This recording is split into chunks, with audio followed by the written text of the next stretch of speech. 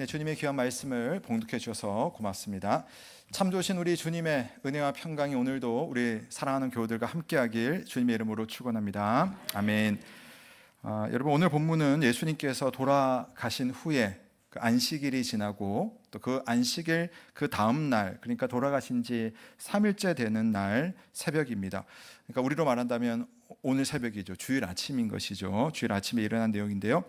우리에게는 이 내용이 너무나 잘 알려진, 어찌 보면 신앙적으로 흔하다고 할까요? 너무 이렇게 편안하게 우리에게는 이해되는 그런 부분입니다만은, 정작 이 자리에 지금 와 있었던 여자들, 또 이 상황을 맞이한 제자들은 어떤 기분, 또 어떤 공기 속에 지금 있을까요? 아마도 정말 그렇게 믿고 따랐던 예수님, 우리의 스승, 우리의 메시아가 저처럼 비참하게 속절없이 죽어가는 모습을 보면서 제자들은 너무나 고통 가운데 뿔뿔이 흩어졌을 겁니다. 그나마 오늘 여성들은 아리마대 사람 요셉이 마련한 그 무덤에 예수님의 시신이 안치가 되어 있기 때문에 한번 그것을 확인을 한 다음에 이제 하룻밤 이틀밤 지나고 난 다음 예수님의 장례를 좀 그래도 돌아가신 분 정성스럽게 치러줘야지 하는 마음으로 찾아갑니다. 우리 여자 성도님들이 이런 마음이신 것 같아요. 우리 교회를 할 때도 보면 참 이렇게 주님 앞에 마음을 쓰시는 것 같은데, 그런데 가서 보니까 깜짝 놀라고 말았던 겁니다. 왜냐하면 굳건하게 닫혀 있어야 되는 이 무덤이, 그 문이 활짝 열려 있었던 겁니다. 우리는 이게 쉽게 상상이 되지는 않지만 유대인들의 무덤, 이스라엘의 무덤은 우리랑 좀 달라요. 우리는 흙이기 때문에 땅을 파지만 유대인들은 기본적으로 암벽 지반이 많기 때문에 흙을 파는 장례 문화가 아니라 저렇게 동굴이 자연 동굴에다가 시신을 안치를 하고 저기다 저렇게 열기가 어렵도록 무거운 돌을 입구에다가 딱 막아두는 그런 식의 장례 문화를 가지고 있습니다. 그러니까 이제 여자들이 이 무덤을 찾아가면서 사실은 걱정했던 건 다른 거였어요. 뭘 걱정했냐면은 저 무덤의 문 입구 저 돌을 어떻게 옮기지 우리들이, 여자분들이 옮기 쉽지 않을까. 장정들이 몇 명이 붙어서 하는 거거든요. 게다가 지금 저 무덤 앞에는 로마의 아주 강한 군사들이 지금 지키고 있는 겁니다. 그러니까 저들이 우리 못 들어가게 할 텐데 우리가 들어갈 수는 있을까 하는 마음으로 그것만 지금 생각하고 딱 갔다가 입이 확 벌어지는 거예요. 왜?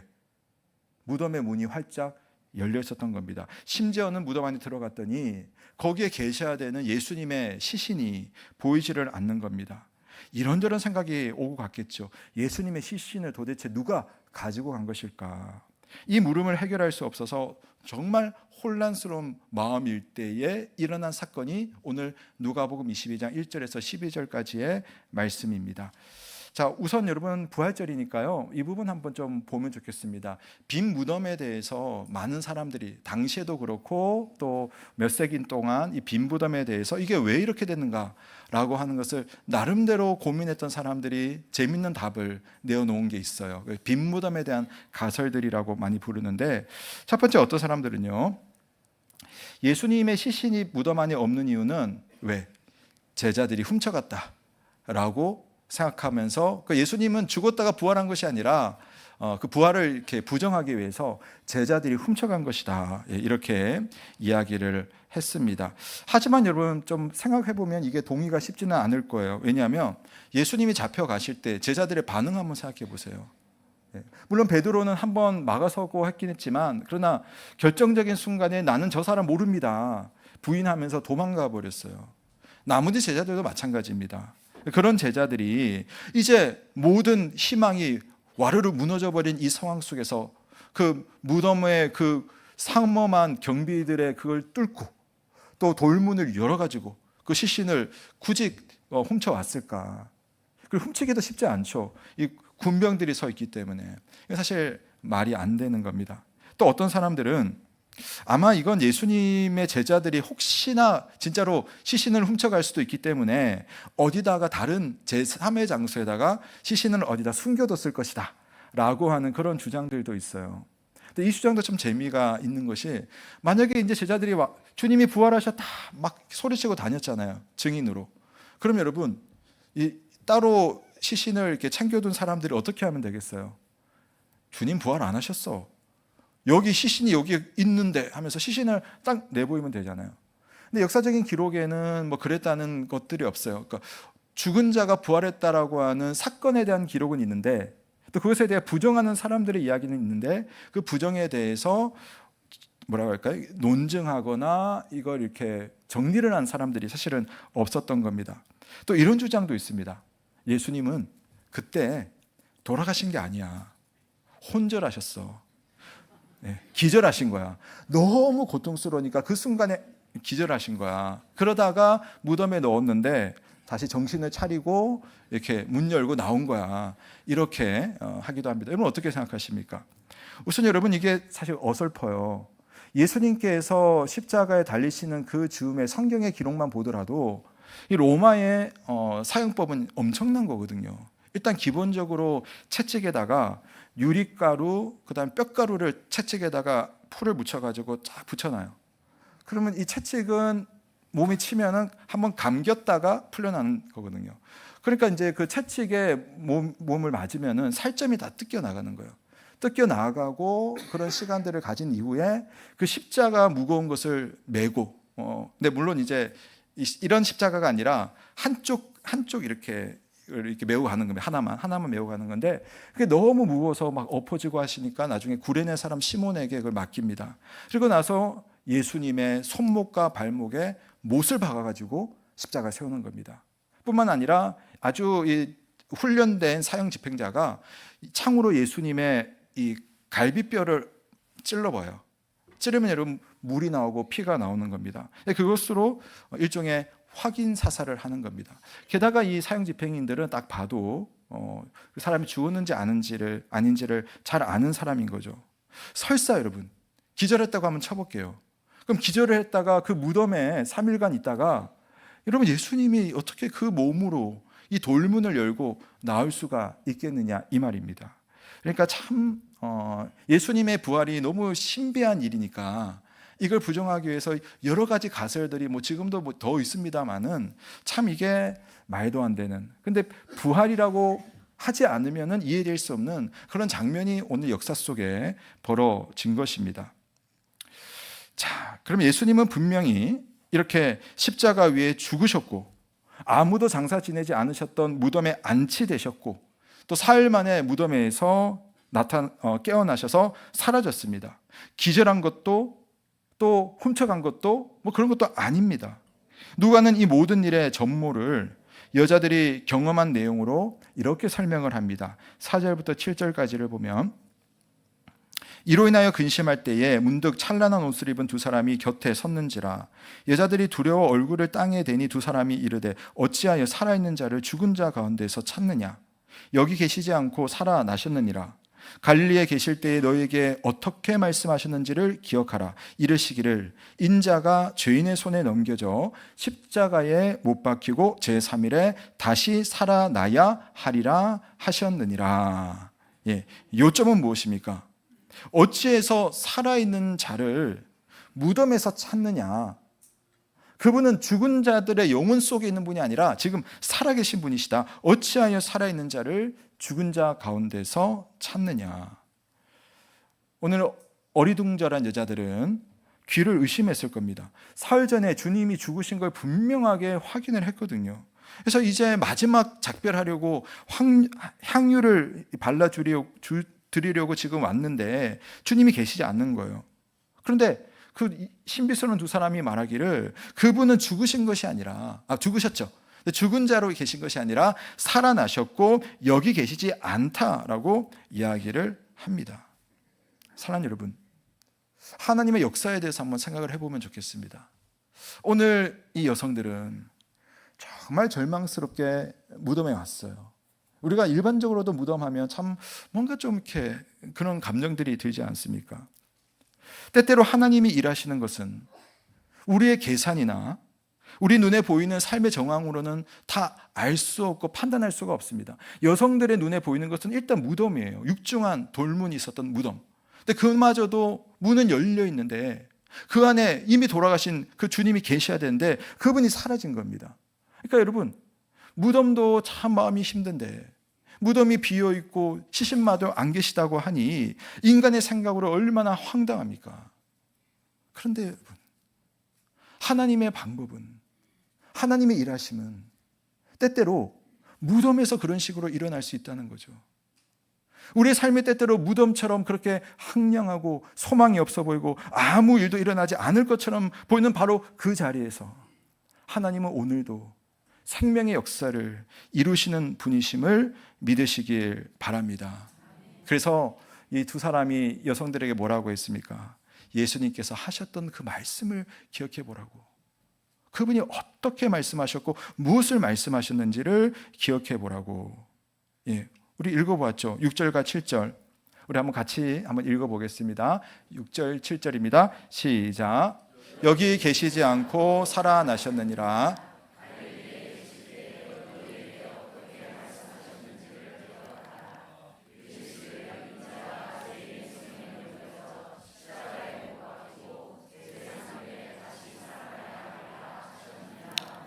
아멘. 그러니까 우리의 눈으로 봤을 때는 그냥 무덤이고 무덤이 비어 있는 것밖에 보이지 않습니다. 근데 우리가 우리의 삶 속에 그런 무덤 같은 것을 사실 해석해야 되고 믿음의 눈으로 봐야 되고 또 부활의 능력으로 해석을 해낼 수 있어요. 그때 뭐가 필요하냐면은 하나님이 우리에게 평소에 뭐라고 말씀하셨는가, 그분이 우리의 삶을 인도하시는 분이라는 것을 우리가 어떻게 알 수 있느냐, 성경 말씀에 수차례 기록이 되어 있는 겁니다. 실제로 제가 지금 읽지는 않겠지만 한번 띄워는 주세요. 누가복음 9장 21절과 22절에 보면 예수님께서 이미 하셨던 그 말씀에 보면 내가 죽을 것이고 그리고 3일 만에 살아날 것이다 라고 하는 그 말씀을 수차례 말씀을 하셨습니다. 예수님은 이런 말씀을 여러 번 하셨고 정말 말씀대로 고난당하시고 말씀대로 죽으셨고 그리고 말씀대로 살아나신 겁니다. 사실 우리가 이걸 다 눈으로는 이해할 수 없고 알 수도 없는 그런 것들이지만, 그러나 그런 순간들 앞에서 우리가 어떻게 해야 될 것인가, 오늘 우리에게 너무나 좋은 실마리를 주고 있는 겁니다. 여자들에게 말했던 그 신비스러운 사람의 말을 한번 생각을 해보시라는 거죠. 그들이 뭐라고 했습니까? 그분이 평소에 너희에게 어떻게 말씀하셨는지를 기억하라. 이게 여러분 부활의 능력을 우리의 삶 가운데 가지고 올 수 있는 아주 중요한 열쇠라고 할 수가 있겠습니다.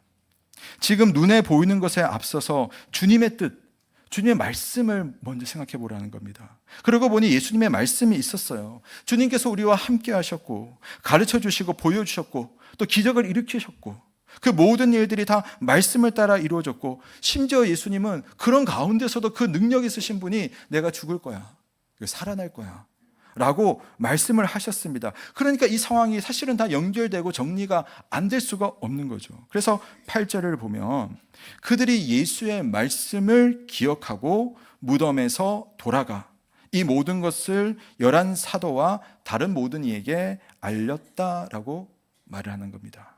사랑하는 여러분, 예수 그리스도의 부활은 제자들의 마음이 가장 고통스럽고 어두워졌을 때 일어났습니다. 우리 다 끝났어, 우리의 삶은 이제 의미가 없어졌어 라고 하는 그 순간, 예수님을 진심으로 사랑하고 따랐던 제자였기 때문에 그들 앞에 벌어진 이 예수님의 죽음이라고 하는 것은 가장 깊은 절망의 구렁텅이였어요. 무덤만 봐도 이제 다 끝났구나 싶은 겁니다. 공간만 무덤이 아니라 사실은 마음까지도 그들은 무덤 깊은 곳에 지금 들어가 있습니다. 그런데 하나님은 여러분 바로 이 어두운 순간에 내 눈에는 무덤밖에 보이지 않고, 아니 무덤에 들어가도 아무것도 없는 그 빈 무덤이라 할지라도 그 절망의 순간을 밝은 빛으로 비춰주시고 주님이 안 보이는 것이 아니라 주께서 살아나셨다라고 하는, 너의 삶의 소망을 잃어버린 것이 아니라 그 소망이 어둠 가운데 사실은 어딘가에 밝게 빛나고 있다라고 하는 것을 보여주는 것, 바로 이것이 부활을 만나고 부활을 소망하고 부활로 자신의 삶을 해석하는 우리 모든 성도들의 믿음의 고백이 될 수 있기를 주님의 이름으로 축원합니다. 부활하신 예수님은 분명히 나중에 부활하셨을 때 육신 그대로의 몸이었어요. 그런데 우리 몸처럼 어떤 제한이 있는 그런 몸은 아니었습니다. 그래서 다른 복음서에 나오듯이 예수님은 육신이지만 열린 문이 아니어도 막 이렇게 공간을 막 뚫고 들어가요. 나중에 우리도 그런 몸이 되는 거거든요. 그런 몸을 입으셨습니다. 그래서 무덤의 문이 닫혀 있다고 해서 여러분, 예수님께서 그 무덤의 문을 빠져나오지 못하셨을까요? 아니요. 무덤 문을 열지 않아도 주님 그냥 빠져나올 수가 있어요. 그 몸이 특별한 몸이기 때문에. 그런데 여자들이 갔더니 문이 열려 있어요. 그 왜 열었을까요? 한번 해봤는데 몸이 부딪히는 걸까요? 그렇지 않습니다. 무덤 문을 연 것은 바로 여자들을 위한 것이었어요. 들어와서 봐라. 들어와서 확인하라. 당장은 절망처럼 보이는 그 공간을 눈에 힘을 주고 살펴보고 그 말씀을 기억하고 주의 말씀을 생각할 때 비로소 주님의 부활을 깨닫게 되는 그 나를 위해서, 그 기회를 위해서 주님은 항상 우리에게 그 시간과 공간을 마련해 주시는 얼마나 사려 깊은 분이신지 모릅니다. 우리가 살면서 만나는 우리의 무덤, 겉으로 봤을 때는 그냥 무덤인데 잘 보시면 그 열린 문이 보일 거고 그 열린 문으로 들어가서 주님의 흔적과 주님의 사랑과 주님의 말씀이 반드시 우리에게 드러나는 순간이 온다는 것입니다. 여러분, 부활을 믿는다는 것은 무덤 앞에 서서 비록 죽음을 생각하고 있으나 부활을 믿는 것은 그럼에도 불구하고 죽음 가운데서도 소망이 있다는 것을, 그 슬픔 가운데서도 기쁨을 찾을 수 있다는 것을, 그 아무것도 없어 보이는 그 순간에도 모든 것을 채울 수 있는 하나님의 능력이 우리에게 나타날 것을 믿는 믿음이 여러분, 부활을 믿는 믿음으로 아시기 주의 이름으로 축원합니다. 그래서 하나님 참 이상하죠. 굳이 이렇게까지 할 필요가 없지만 주님은 우리에게 항상 곤란한 순간을 대면해서 생각하게 만드는 겁니다. 여러분, 각자의 삶 속에 그런 무덤 같은 순간들이 여러분 오지 않습니까? 우리가 아이를 키우면서 때때로 아이가 막 이렇게 자신감 가지고 살다가 팍 넘어질 때 있어요. 그 넘어지면 여러분 어떻게 합니까? 물론 이렇게 세울 겁니다. 근데 어떤 부모들은요, 자식 양육상 자 기다려요. 일어날 때까지 이 손발을 털고 아무렇지 않은 듯 다시 엄마에게 올 때까지 기다리시는 그런 부모의 마음들이 있잖아요. 우리가 때때로는 살면서 무덤 만나기도 하지만 그 무덤 속에 우리가 정말 모든 것을 잃어버리고 기진맥진했지만 그러나 그 무덤을 가만히 지켜보는 가운데서 살아나신 예수 그리스도의 부활의 능력이 내 삶 가운데서도 찾아온다는 사실을 발견할 수 있는 그러한 때가 온다는 겁니다. 그래서 이 사람들이 이야기를 했어요. 어찌하여 살아있는 자를 죽은 자 가운데서 찾느냐. 사랑하는 성도 여러분, 우리의 삶의 무덤 가운데서 여러분 무덤만 보지 마시고 그 무덤 안에서 진정한 생명의 꽃을 피우시는 예수 그리스도, 진실로 살아있고 영원토록 살아있으며 영원히 우리를 살게 하시는 예수 그리스도를 만날 수 있기를, 그분의 말씀을 붙들 수 있기를 주님의 이름으로 축원합니다. 그래서 여러분, 오늘 등장하는 이런 사람들을 보면서 결국 우리의 신앙이라고 하는 것이 실제로는 우리가 외치고 고백하는 것에 비해서 얼마나 좀 가벼운가, 제 자신도 그렇게 생각을 해보게 됩니다. 예수님의 말씀을 기억하고 깨닫게 된 제자들이, 이 여자들이 여러분 예수님 제자들을 찾아가요. 오늘 후반부에 보시면 제자들 찾아가서 예수님 부활하셨다고 막 알려주는데 제자들이 잘 못 믿어요. 베드로는 호기심 많은 사람이라 내가 직접 가서 확인하겠다. 근데 빈 무덤이거든요.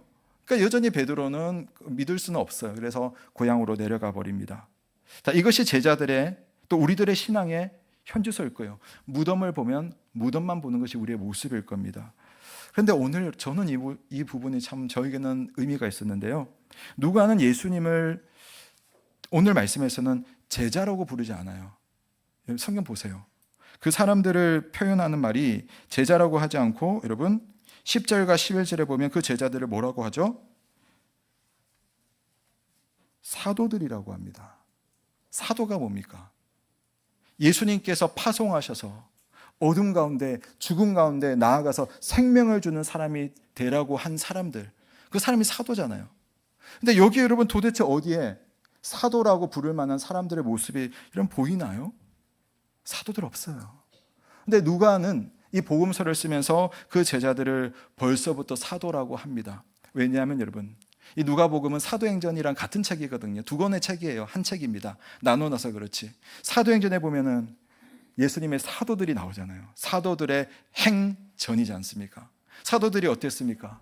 그들이 만나는 사람들마다 죽어가는 자들이 살아나고 아픈 자들이 고침받고 마음이 상한 자들이 위로를 받고 하나님의 능력이 사도들이 가는 곳곳마다 나타났습니다.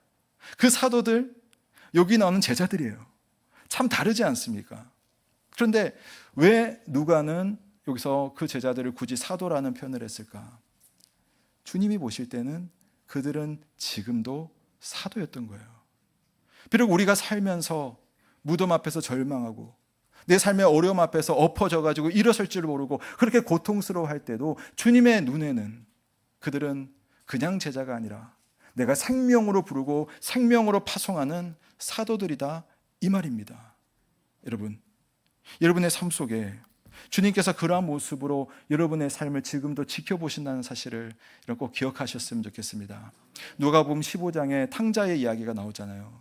탕자는 아버지에게 진짜 못된 아들이었습니다. 근데 모든 것을 다 잃어버리고, 그래서 탕자라고 하지 않습니까? 그나마 아버지께 찾아갑니다. 거짓골을 하고서 그냥 하인으로만 불러주시면 되겠습니다. 그 아버지는 그 탕자를 받아들일 때, 우리의 성경으로는 그냥 탕자라고 하면 좋겠는데, 죽었던 내 아들이 살아 돌아왔다.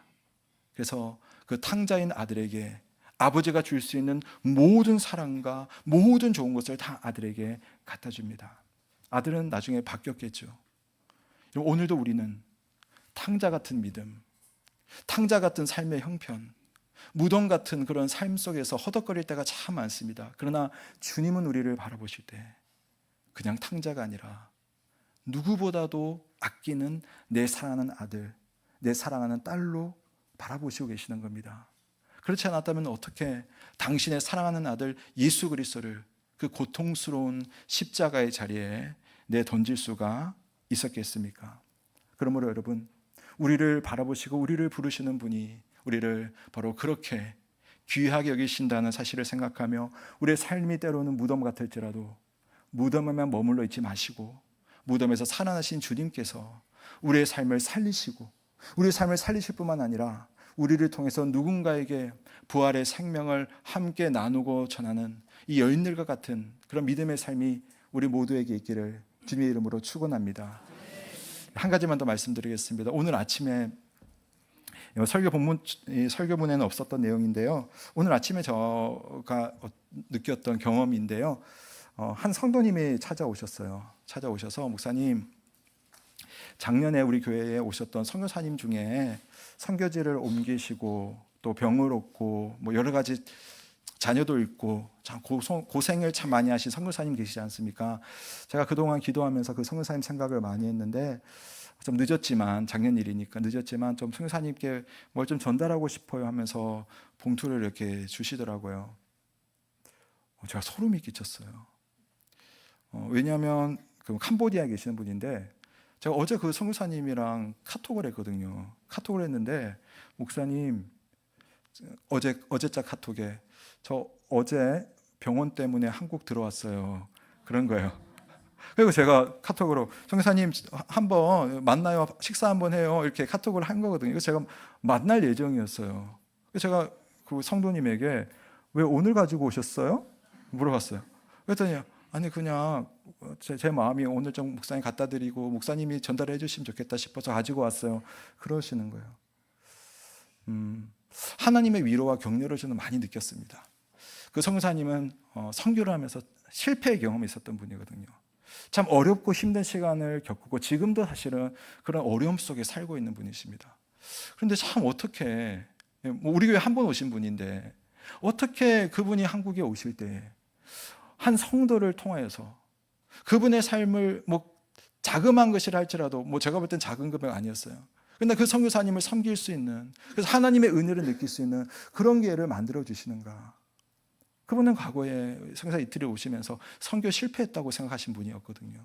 근데 하나님은 실패한 선교사로 여기는 것이 아니라 일어서는 선교사로 그분을 대하시는 겁니다. 우리의 삶 속에 때로는 어렵고 힘들어서 내가 질퍼덕 넘어져서 난 다시 못 일어날 것 같아, 나 지금 무덤이야, 싶은 그러한 시간들이 있을 겁니다. 그러나 그 시간 속에도 하나님은 여러분을 거기에 내버려 두시지 않으십니다. 당신이 살아나신 것처럼 우리를 일으켜 세우시는 주님의 부활의 능력과 소망이 우리 모두에게 있다는 사실을 꼭 기억하시고, 여러분 일어나시고 또 소망을 가지시고 생명을 나눠주시는 그런 삶을 사시는 저와 여러분 되시기 주님의 이름으로 축원합니다. 기도하겠습니다. 하나님 아버지, 우리에게 죽음의 자리에 머물러 있지 않고 영원한 생명의